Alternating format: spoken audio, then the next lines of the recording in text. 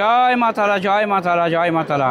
তারাপীঠে যে মায়ের মন্ত্র আছে, যেটা বামাখাপা চালু করেছেন খুব সহজভাবে। বামাখাপা কোনো মন্ত্র পাঠ করতেন না, তিনি পুজো নিয়ে এসে বলতো, মা পুজো নিয়েছে নে, মা ভোগে নিয়েছে নে, তু খা। এই ছিল বামদেবের মন্ত্র। আর যেহেতু তারাপীঠে যে মায়ের যে মন্ত্র আছে, সেই মন্ত্র যদি কেউ জপ করতে পারে, তাহলে তার নিজের এবং সকলের মঙ্গল হয়।